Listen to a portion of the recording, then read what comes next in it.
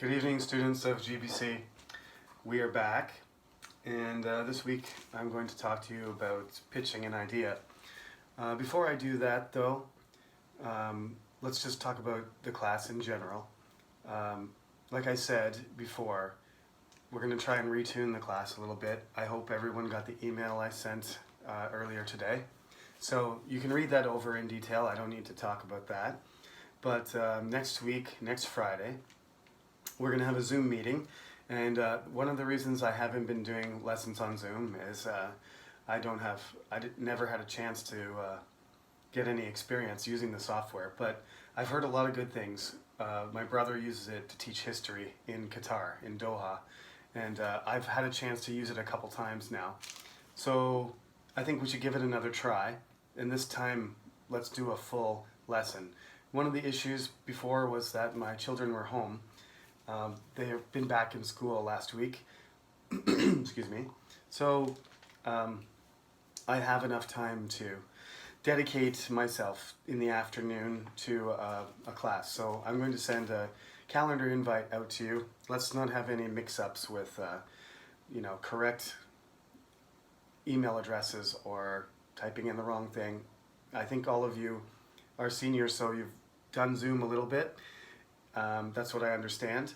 And actually, one of you told me some features that I wasn't aware of last time we did it. So this week and last week, I've been trying to improve my ability to manipulate that so that we can have a more constructive class. The interaction was originally the primary way that we were supposed to do this class, with a small group of 8 in a more intimate environment, but that idea completely got thrown out the window. So let's move forward and do that, and then we can interact and we can express ourselves, and we can get everybody focused on what we need to do for the rest of the term.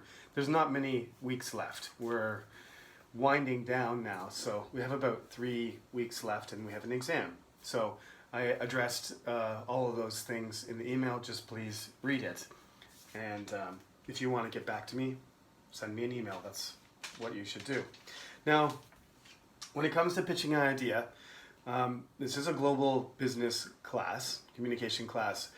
As I said before, I'm emphasizing the communication part, not the business part, but there's some fundamental things about communication that overlap whether you're talking about business or not.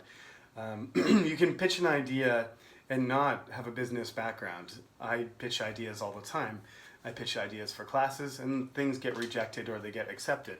So how can you streamline things, and how can you get people to accept your ideas better, and how can you present yourself more positively?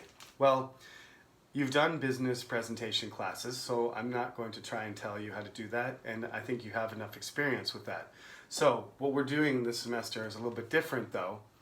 Everything's a bit different because of the coronavirus, but what we're going to do, originally you were supposed to do a group presentation with us in the seminar environment, but as a sort of, we're going to shoehorn the whole idea into what I've been doing, which is recording myself. So I would like you to record yourself, and instead of doing it individually, we'll add an extra twist to it, and I would like you to do it with a partner or in a team. So we will make that decision on Friday when we have the class together. Since we have a small class, we can decide together what it would be better to do, have 2 teams of 4 or 4 teams of 2. Those are the options, and we can make that call when everybody gives their opinion. That's fine with me. So fundamentally, you do have to do some basic things as an individual, but then if you're doing a presentation that's supposed to be connected to another person, that's particularly difficult, I think, when the person's not actually beside you. Somehow you have to find a way to integrate your part of the video, as it turns out it's going to be, or whether it's live, you're not in the same room. If you were doing it over some software like Zoom or Skype or whatever, which happens, you do conference calls all the time, and because of the coronavirus, or just because of the cost of transportation or convenience, that your partner is in another country. This could happen because you're in your international business students, the person could be from a completely different country with a different background, and you need to find a way to communicate. And if you can do that, it's super impressive to see people manage this, and it can be done. So I'm going to give you some advice on how to do that and some particular examples on what to say. Because of the language element of this class, I want to give you some particular points to focus on.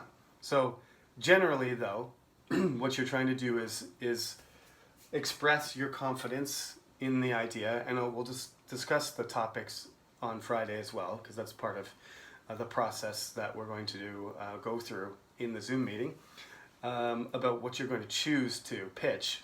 And but in general, you want to show your confidence that you believe in the ideas and its potential, and you want to, if you have a partner, you want to combine your effort and make it one whole unified presentation, not sort of you do one thing and then they do another thing, and then together it's two separate things that are just glued together. So that's the connections and the coherence of the two parts. Or in an even more complicated situation, I suspect you're probably going to vote for the partnership rather than the team. But if you were going to do it with a group of 4, which is also possible, then you would have to even make a stronger effort to integrate. It would be even more complicated. There's several ways to do that, but I won't get into that because that may not be necessary. When you watch programs these days and they're showing multiple people, that's essentially what they're doing. Often what I see is comedians, because I like the stress relief element of watching television. That's really the only TV I watch other than sports.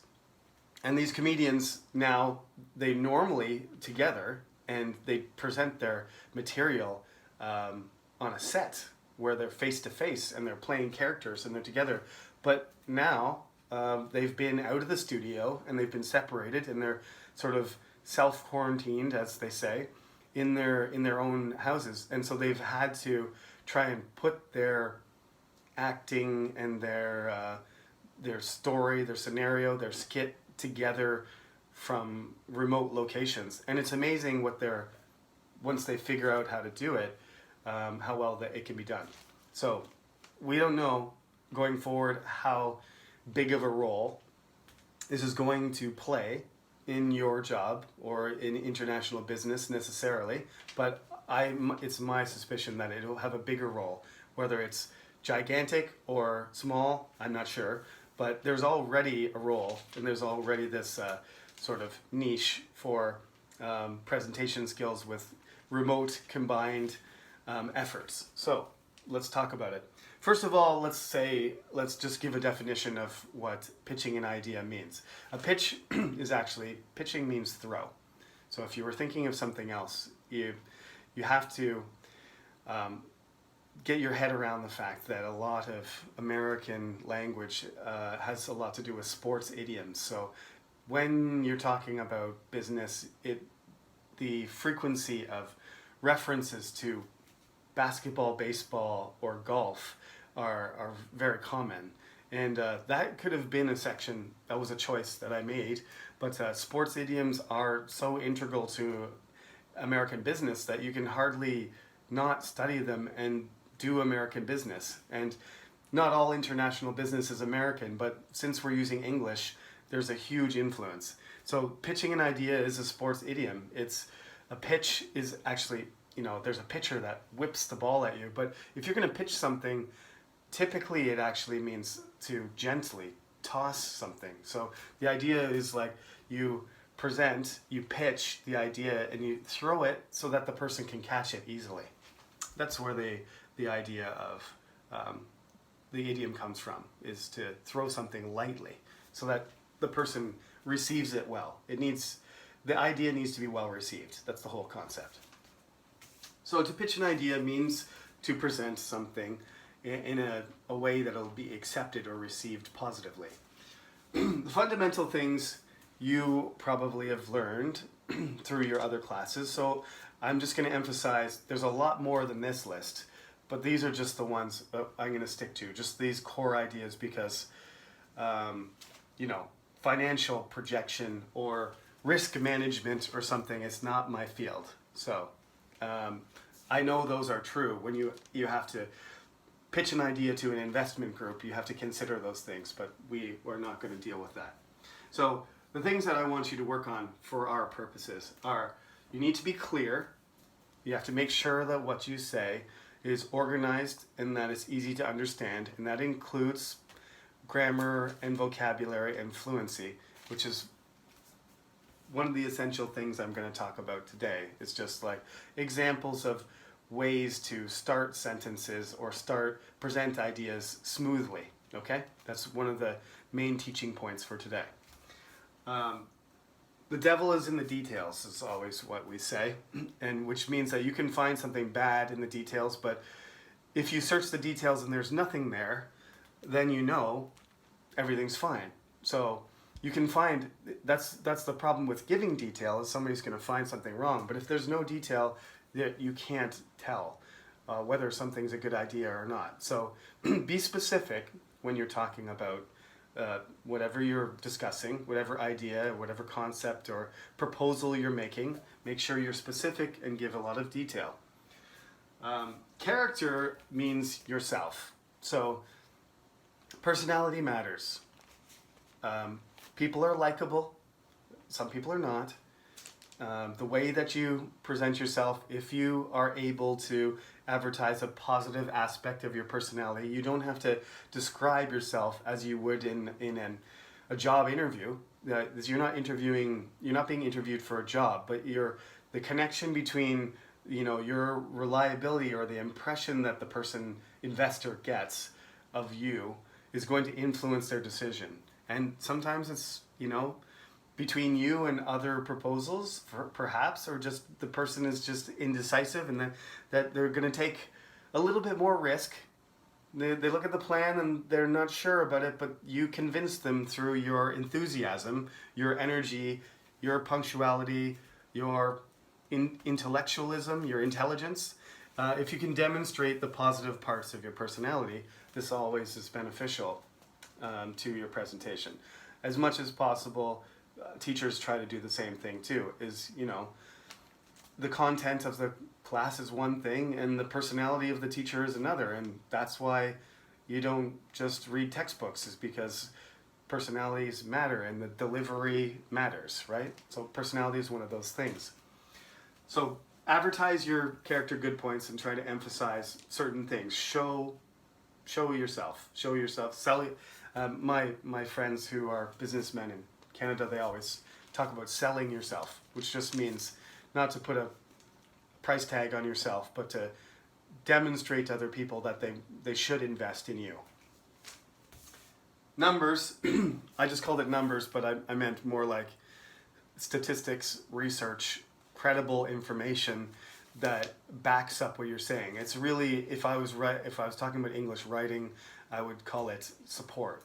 But in when you're talking about trying to get somebody to invest, or you're leaning towards some sort of business topic, I'm assuming that's what you're all going to choose because of your background in international business, that you would choose something maybe that could be related to some sort of facts or statistics or market research, and those numbers confirm to the listener, to your audience, that you have done your research and you're prepared, and that they should take a chance, right, in believing what you're saying. And of course, the last part is competition. Like I said already, competition means two things, right?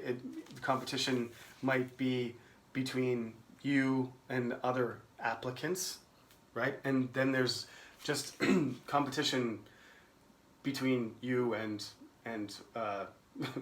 all the fundamental things that you have to deal with, right? Just your individual effort. So you have to compete. Always, you have to compete against other people, but it doesn't necessarily mean that there's 100 groups of people with the same idea, right? There's sort of two kinds of competition. I think it's some ways you might just be challenging yourself. If there was only you and another person with this idea and there was one investor, they can still say no. I've seen this before, and I've been participated in a lot of interviewing processes where there's a job or several jobs available, and they take a certain number of applicants, and then all of them get rejected.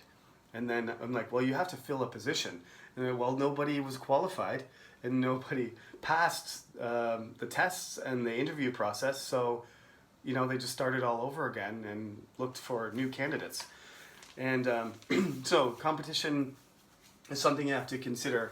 You have to consider what the other people might be doing, even if you don't know them. You have to consider the fact that there might be 20 people and one investment. There must be one person who gets through the bottleneck. And then you have to consider, if your individual qualifications are up to the standard that whoever is the audience or judges or investors who are making, are setting the standards. You have to meet that criteria as well. Yeah, and so those are the fundamentals for pitching an idea. Okay, now I want to talk about how you would do a team project and do this presentation. Like I said, would be much more comfortable if the person was right beside you. But in some ways, if you're only doing, the total length is if it's two people, it's going to be something like 10 minutes long or 15 minutes at the most. And you're going to split the time in half. That's not that long, a segment. Once I get to about 10 minutes in my videos, after that point, if I make a mistake or I cough or anything else, I just keep going because it's too time consuming to reset or edit. But if you go through the entire 5 minutes and right at the end you mess up, you can just do the whole thing again. If you were in a presentation and you were live in front of me and your classmates, you wouldn't be able to do that. In the middle of an actual, physical presentation environment, you don't have the chance to record again. So there are advantages to doing this. I know it's going to be a little bit of an adjustment, but again, I think this is a good opportunity for you to try something that you wouldn't normally be able to do. So you don't have to do this live. I think that would be too stressful, and we don't have a whole lot of time to prepare, but coordination between the two videos is one of the essential things I want you to do. So in order to do this, basically, you need to show your confidence, and you both have to be on the same page. You also have to be confident in the same thing. So you're sharing a topic, and you might take one aspect and the other, your partner take another aspect. That's fine. Or you might share it, but it's not, you can't go back and forth. That would be a potential strategy for you to do a couple minutes and then switch and then go back. Generally though, it's more effective anyway, even in a physical, interactive environment, whether it's video call, actually not physical, but if it's a video call or not, it's better for you to have your turn and then finish, and then the second person. So the first person who does it is probably going to introduce themselves, right? And then they're going to get into the topic. So you don't really have to introduce each other, but you could. The first person has a choice of introducing themselves and also introducing the second person, either right at the beginning or at the end. That's your choice. That's just one possibility.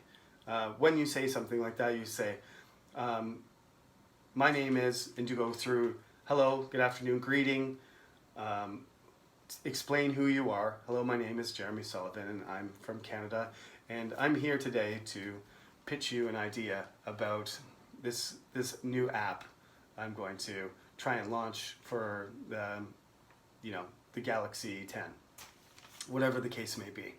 And then you can say, I would also like to introduce you to my colleague or my classmate or my partner, whatever you want to, however you want to do that. We'll pretend it's that you're not in university anymore. So you can say, my partner, my colleague, my fellow researcher, my coworker, whatever it is. I would like to introduce you to them, and then you can describe that person too. If you want to give a little bit of background, go ahead, but don't eat up too much time. Just briefly describe who you're supposed to be and what your purpose is. And the purpose is to sell this idea, pitch this idea to your audience, which will be me in this case, but we're doing, obviously, practice for the real thing. So show confidence in yourself and introduce each other. These are small ways to connect to each other. But I think the most effective way to integrate is to plan and coordinate beforehand and have your separate sections, however you want to do it, what you want to handle, figure that out, and then every time that you talk about an idea, express yourself in using a pronoun that indicates that you are a team, which would be the first person plural pronouns. You would be relying on possessive pronouns like our, or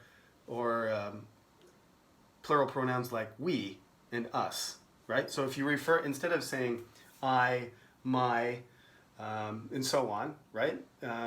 He and you can refer to it as he or she if you want to refer to them directly. But if you're talking about it, every time you talk about an idea, or you explain something, or you give a fact, you just insert one of the plural pronouns instead. Then you're going to give the impression that you are a team, and it's going to remind everybody that the presentations are integrated, right? So for example, we would like, if you're starting an idea, you can say, if you choose to introduce the first person who does their presentation, if you introduce yourself and you introduce the fact that you're doing it with another person, you don't even need to introduce them. Just from that point onwards, you can say, we would like to tell you about, or we would like to recommend, or this information suggests to us, instead of saying this information suggests to me, as you would say in a solo presentation. You refer to the group, the partnership, and you say us, okay? So it's a simple substitution of pronouns. And instead of saying, I can confirm that this situation is correct, if you were asked a question, but in this case, there's going to be only a one direction, but you can still reinforce an idea by saying, we can confirm that this will be the case next year, okay? So, I'll give you a few more examples of connections using those pronouns. It is our belief, or we have found that, or for us, it's not a matter of when, but how. It's not a matter of how, sorry, I got it backwards. For us, it's not a matter of how, it's when this idea will catch on. Okay, that's one of my favorite expressions. It's like, no, I'm so confident in this, it's going to happen. If you don't invest in it right now, somebody else is, so you should hurry up. We know how to do it, that's not a problem. It's just, we need some money to get this going, right? It's not a question of how, it's a question of when, for us, that we get this project going. Okay, that's expressing confidence in your group's capability. And that's how you can integrate. You can also do direct reference. Instead of using the pronouns, you can directly refer to something in your partner's section. So you can say something like, as my colleague said, or as my colleague mentioned, or as my colleague told you. And you can refer to something that your partner said. That would be the second person's ability to make a connection between the presentations to further integrate. Some things will be easier for the first person to do, but the second person can use these connectors as well. As my partner, as my colleague, as my coworker said. This is really important for the future of GPS. I haven't really got an idea to pitch, as you can tell. You have to think of carefully what you're going to say. My app really doesn't have a good idea. And there's no detail, so nobody's gonna invest in my idea. So referring directly, like I said, as my coworker said, or in my coworkers, from the information that my coworker presented to you, there's various ways you can phrase it, and I will make a list of these things. Like I said, I'm going to put together a study guide. So I'm going to make a short list of examples of sentence starters that will help you. There's going to be a file with all the information about the evaluation for this project and what the guidelines are. So I will upload, along with those presentation guidelines, I will put a list of some of the things I just said, because they're not on the board, and I don't want you to just have to record and rewatch my YouTube videos too much.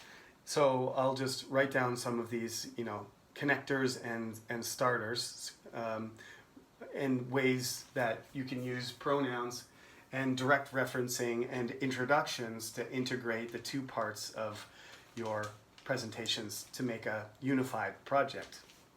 Okay, so that's the teaching point that I'm emphasizing for this class, and that's how you pitch an idea. So I hope this will be both challenging and interesting, and helpful for your presentation skills going forward, without overlapping on your previous classes which you took in undergrad. Okay, so that's all for tonight. Please read the email, and there will be material being uploaded. Don't forget, next Friday afternoon we have a live class using Zoom, so make yourself available for that. Okay, thank you for listening. Have a good night.